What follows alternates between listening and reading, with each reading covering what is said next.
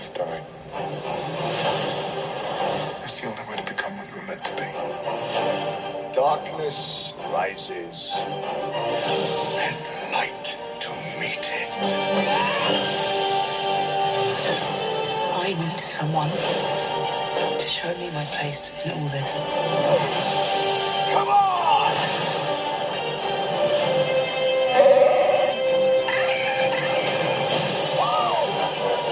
This is not going to go the way you think.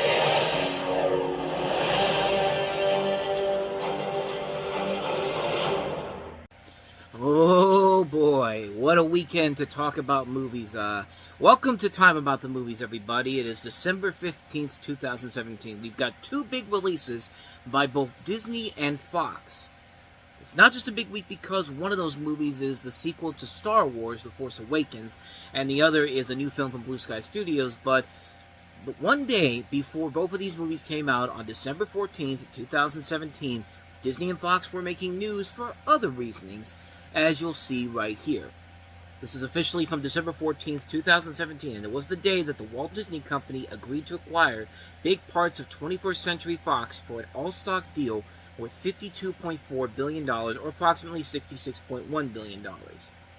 Now, of course, the deal wouldn't become official until early spring 2019, but it eventually went through, and the rest is history. And I think it's important to start off by saying that I've been very critical of Paramount and Warner Brothers and their merger coming up here, but everyone probably is wondering, why haven't I been the same way when I talk about Disney and Fox back in the day? Well, for one thing, 20th Century Fox desperately needed the help, man. I mean, they were making really, really bad decisions, bad movies that were their franchises overall were really struggling, and they needed a fresh set of voices to come in there. And honestly, I know people are not going to agree with me on this, but trust me, you're not going to agree with me for much of this review episode probably because of what I have to say about one of these two movies, but it needed to happen, man. I'm sorry. It just needed to happen. And I trust Disney with 20th Century Fox more than I would ever trust Paramount with Warner Brothers, especially who's under their regime right now. But plus, so far, Disney has done a pretty good job with the Fox franchises. I mean, The Simpsons has never been more popular. Family Guy has never been more popular. Bob's Burgers, the Alien franchise, the Predator franchises are back. All these franchises that were just like lagging along when they weren't under 20th Century Fox has gotten so much better under Disney. And I know people aren't going to agree with me on that. That's fine, but I don't care. I know it's like I feel like the internet just loves to be miserable. Case in point with the movie that we're going to talk about just a little bit here, but yeah, this was a big, big weekend, not just for the two new releases coming out from both companies, but the fact that they were making news in their own ways with this big merger that, of course, wasn't going to become official until early 2019. I can't remember if it was March or April, but it was around that time. But so with all that said, let's go ahead and get into one of the big new release of the weekend, which is, of course, Star Wars: The Last Jedi. And, this is, of course, the movie where you started to see all the fan backlash coming off of this movie. And I put fan backlash in quotation marks because if this is really how nuts the Star Wars fan base is, then we've got a big problem here. So the movie did get good reviews, really good reviews, 93% on Rotten Tomatoes at the time, back when you could trust Rotten Tomatoes, and yet the audience score was 56%. So why are audiences upset about this? Was it just a bunch of trolls trying to cause a stir? And the quick answer to that is obviously that it was a bunch of trolls because they basically ruined everything that that was probably going to be great about the third Star Wars movie with Colin Trevorrow was supposed to come in and direct that one, but of course that never happened because the trolls got involved. Yes, I still blame the internet for ruining Star Wars, and it started with this movie here. And look, I understand if you don't like the movie, if you really feel that way, more power to you. But there are people that were saying that this was the worst Star Wars movie, when I'm sorry, Attack of the Clones still exists. Until Attack of the Clones is erased from our memory banks or someone makes a worse movie than that, yeah, you're out of luck on that one. Attack of the Clones is still the worst Star Wars movie. And worst of all, there were people that hated The Force Awakens for being a retread of the first Star Wars movie who came into The Last Jedi and hated it because they actually did something new with this. So what do you people want? Like, there are people that hated The Force Awakens for being too familiar, and so, okay, we're going to do something different. We're going to do something different, and we're going to change things up here. And now it's just like, I don't like change. I don't like change. Everything has to remain the same with The Last Jedi. It's just like, it was at this point I realized that Star Wars fans are never going to be happy no matter what happens. Like, no matter what they do, they will never be happy unless they do everything that they want them to do. And even then, they'll still be pissed. I mean, they are prone to be so goddamn miserable and just so annoyed at the fact of what, oh, Disney ruined my Star Wars for me. It's just like, first of all, you didn't even like Star Wars when the prequels came out. And then all of a sudden, now that these films are out, just like, oh no, I love the prequels now. No, the prequels did not get better because of these movies. Just take a chill pill and just be grateful, alright?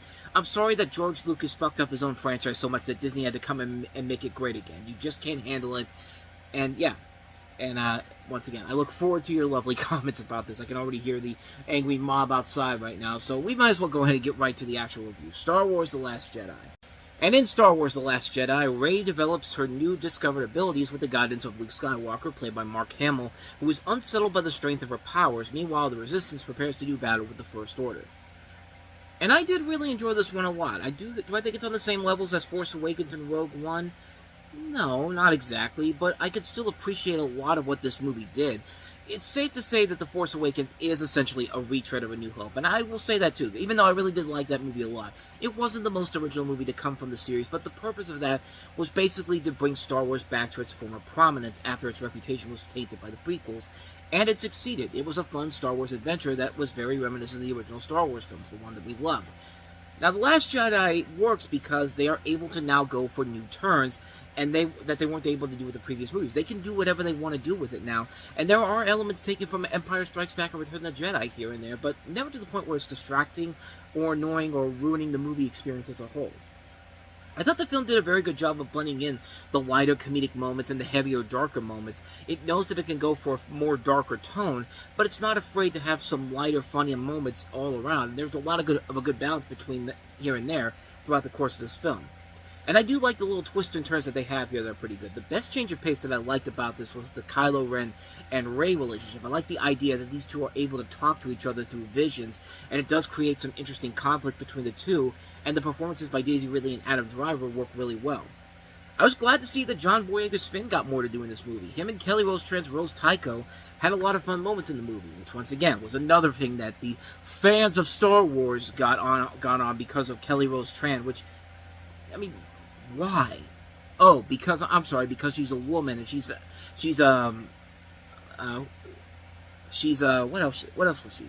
Kelly Marie Tran. I'm sorry. In my original review, I wrote Kelly Rose Tran, but Rose is the character she plays in here. But no, she was criticized because of the fact that she was a woman. B, she was also Vietnamese, and so the internet went completely nuts on her, and basically kind of forced her out of social media for the longest time. Which honestly, that's probably for the best overall. I mean, but she really was not that bad in the movie overall, man. It's just like some people just want to bitch and moan just to bitch and moan. I mean, good lord. The rest of the cast overall is really good. Oscar Isaac is really good as Poe Dameron. Andy Serkis showing up in full as Snoke is very cool. He's excellent. You know, another great Andy Serkis performance overall. In a really good year where he also had War for the Planet of the Apes as well. Mark Hamill was really good too, giving a great possible last performance as Han Solo, and you get to see Carrie Fisher in her last performance as Leia, and I thought she did it very well.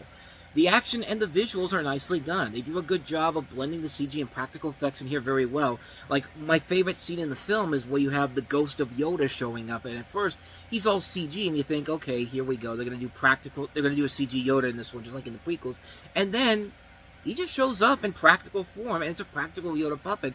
And they do a good job of blending CG and practical elements in this very well. The way they use the color red is impressive. That scene where you have Rey and Kylo Ren fighting the bad guys inside the Red Room is great to look at. I mean, it's a beautiful shot overall, and it gives the film a very unique approach overall. Now, there are a lot of problems with the movie, and two of the big ones right off the bat were specifically the new additions, Laura Dern and Benicio del Toro. You got two really solid actors in this movie, but they're not really given a whole lot to do. Laura Dern's character is given nothing to do except to just be a coward and risk the lives of everybody that's left in the Resistance by using up all the fuel on small transports, and her motivations are just not thought out well at all.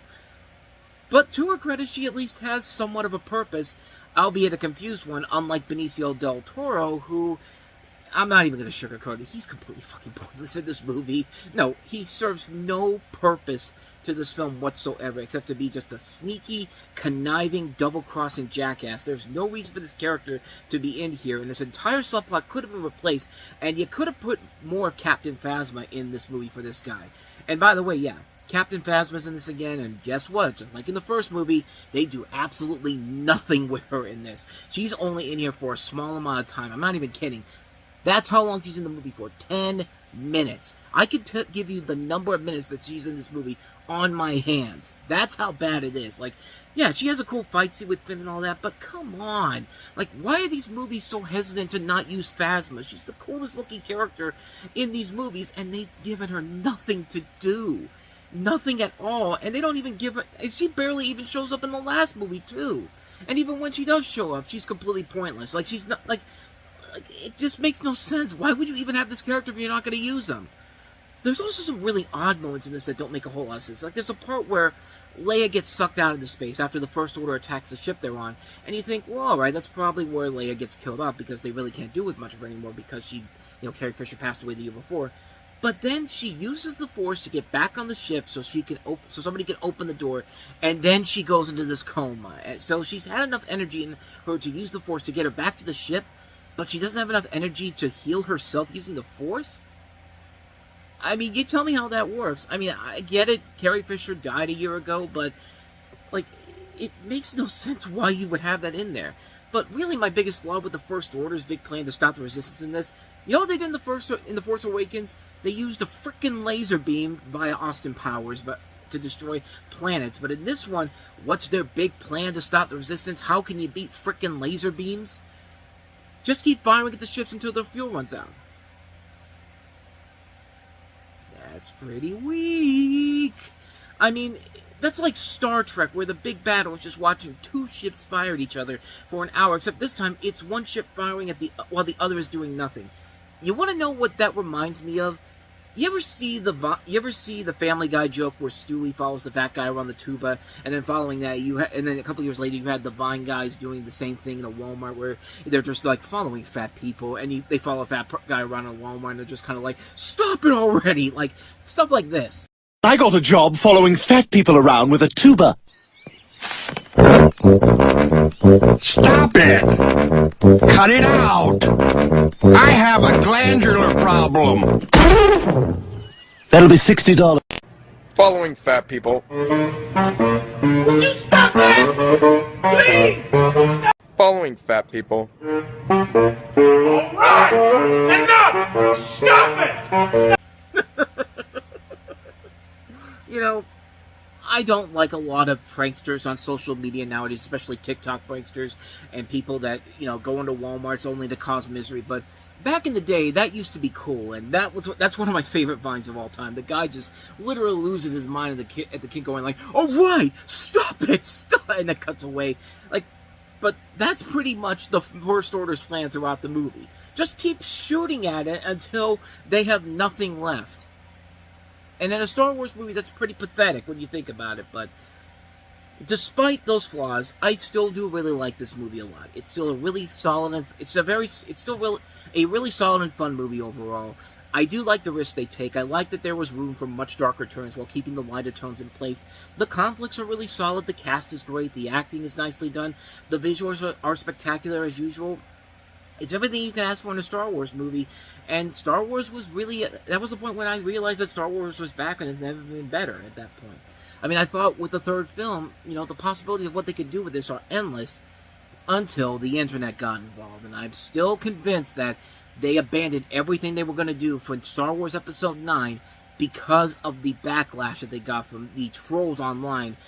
And the rest is infamous history. Yeah, The Rise of Skywalker is easily the worst of the three films. Still not a bad movie, but you could definitely tell that movie was just running out of ideas because they didn't want to piss off the, quote, fans of Star Wars, which, I'm sorry, you're never going to convince me that the Star Wars fans didn't ruin that franchise once they did this whole BS with the backlash on Last Jedi, because they ruined what could have been a pretty good conclusion to this series and just made a third film that is so underwhelming and just so. I'll save it for the Rise of Skywalker because, man, let me tell you, you have no one to blame but the people that caused this BS in the first place, the trolls online. I mean, that's really what it all comes down to with the Star Wars sequel trilogy overall. But The Last Jedi is a really good film, and I really was hoping that we were going to get a great third film in this series to wrap it up, but just was never meant to be. So with that said, let's go ahead and move on to the other big new release of this weekend, our last film, and that is Blue Sky Studios' latest film, and that is Ferdinand. The beloved classic Ferdinand! comes to life. I'm not a fighting bull. You don't need to be a fighting bull. You just have to look like a fighting bull. In a big way. See that barrel over there? Smash it to pieces. Ready. John Cena. Kate McKinnon. Buddy! Come on, little guy. Come on. Ferdinand. Sorry, I almost killed you. Ow. December 15th, rated PG. Now, to be perfectly honest, this is probably the longest I've waited to see a Blue Sky Studios movie, because usually I'm there usually on the first weekend it comes out, or maybe a weekend afterwards if I go on vacation or something. But I mean, I always was there to see these films overall, and this one took me a long time to see it, mostly because I didn't really feel like there was anything about it that I thought was going to be anything that amazing about it overall. I mean, the animation looks pretty good, and this is, of course, based off of a series of the classic children's book, which actually was made into, I believe, a Disney short. So, I mean, again, coming full circle with the big news story that started that week off. But I'm glad I finally got around to seeing it, because not only was it a good movie, it was a really damn good film that I just really, for some reason, I just didn't feel like I needed to see it. But I'm glad I did, because, yeah, it turned out to be a pretty damn good movie. So you have the story of a gentle pacifist bull named Ferdinand, voiced by John Cena, who refuses to participate in bullfighting, but is forced back into the arena where his beliefs are challenged by facing off against the world's greatest bullfighter. And, I mean, this isn't anything spectacular or groundbreaking, but considering how some of Blue Sky's later films have been more mediocre than good, I mean, yeah, every once in a while you get a good thing like the Peanuts movie, but they were really on hard times at this point. I mean, Epic, Ice Age Continental Drift, Ice Age Collision Course, Rio 2. Was there another one? Was there one earlier in the year? I don't think there was, but you get the idea. They were really on a slump at this point. And truth be told, this was kind of the movie that you felt like was kind of them pushing themselves back into what they should be, because their next movie after this was Spies in Disguise, which is the last thing they did as a studio, and is probably one of their best films overall. But this movie was very good. I think it was a really good film, and it shows the potential of John Cena as an actor here. He does play this role of Ferdinand very well. I like him in this movie. I like Kate McKinnon. I like the rest of the cast they have in here. They got a good, solid cast, and also includes Anthony Anderson, Bobby Cannavale, Peyton Manning, Gina Rodriguez, David Tennant. Just a terrific cast overall here. It has a lot of good moments in here. Good characters, a very good script overall. Some good funny moments, a nice heartfelt moments, nice visuals. I like that. I like the climax of the film. Isn't your typical, kids fighting sequence overall. It's a scene where, Ferdinand is put in a situation where he has to face off against the bullfighter, and he just basically just stands down, and everyone sees that this bull's not doing anything, and it's the bullfighter's about to get him. You hear people on the audience going like, "No, let him leave," and then they all start applauding and all that. It's just like, I like that. I like the fact that it doesn't have to be like a big action climax overall with kids films like this. It could be something simpler, something smaller, and it works very well. You do buy into the chemistry between the bull and also the little girl. The little girl really likes the bull a lot, and you can tell that they are good friends overall. It's a really good movie, man. It's a really well-made film. Yeah, it's not one of their better movies like the Peanuts movie or Robots or Horton Hears the Who, those type of films, but it certainly tops a lot of their mediocre stuff they were putting out in this decade overall, and they put out some really lackluster stuff. I guess Rio's one of their better movies too overall, but then Rio 2, not so much. But it's in the middle of the pack. It's still one that is actually a lot of fun, and I'm glad I finally got around to seeing it, because I would have missed out on a really solid film overall. Not one of their best ones, but definitely one worth checking out if you haven't seen it. Ferdinand is one I would highly recommend checking out. And thus, with all that said, that wraps up another episode of Time About the Movies. Next time we meet, it's Christmas weekend, and we got a big slate of holiday movies coming out all across the board. Some big blockbuster contenders here. Some big surprises overall. Like, when they announced they were going to reboot Jumanji, I don't think anybody expected it to be as good as it turned out to be. But we got Dwayne Johnson, Kevin Hart, Jack Black, and Karen Gillan starring in Jumanji, Welcome to the Jungle. You would have think that a Pitch Perfect movie would be downright terrible, but lo and behold, Pitch Perfect 3 comes out, and boy, talk about a third film that did not need to exist at all. I mean, this is pretty much the Little Fockers of the Pitch Perfect series, because holy mother of God, this was a rough one. We also have The Greatest Showman, the Hugh Jackman musical, which has a great soundtrack, but the movie, not so good. I mean, I think The Simpsons kind of summed it up nicely with whenever they talk about a great soundtrack for a bad movie. Good music, but the movie is crap. I mean, The Greatest Showman really isn't crap, but it's definitely not as good as the music is. The music is like here, the movie's right here. We'll touch on that tomorrow as well. We'll also take a look at Matt Damon's other big Paramount project of the year, and that is Downsizing from director Alexander Payne. The infamous bad comedy Father Figure, starring Owen Wilson and is that Ed Helms or Jason Sudeikis? It's the movie that has one of the most infamously bad posters ever. But I believe that is Ed Helms in this movie. But it also is a film that features J.K. Simmons, Ving Rhames, Terry Bradshaw, Cat Williams, Glenn Close. We'll touch on that as well tomorrow. So we also have that. We have Steven Spielberg's latest film, one of his 2 movies we're going to get to in the next couple of months, The Post, with Tom Hanks and Meryl Streep starring in it. And is that it, or do we have one more? We do have one more. We have Christian Bale in the Western Hostiles. So let's see, what do we have here? Anything else here? Looks like that's it. So, a lot of movies to get to. Jumanji, Welcome to the Jungle, Pitch Perfect 3, The Greatest Showman, Downsizing, Father Figures, The Post, and Hostiles. I believe that is 7 movies overall. So we got a lot of films to look at for the penultimate weekend of 2017. So we'll cover all of that tomorrow here on the channel. So stay tuned for that. But with all that said, thank you so much for watching this. I hope you enjoyed it. If you did, please go ahead and do me the honors of hitting that like button, that subscribe button, and that notification button. Also, don't forget to check out our playlist, and don't forget to check out the previous episode we did. So with all that said, whether it's in the past, the present, or the future, I will see you at the movies. Take care.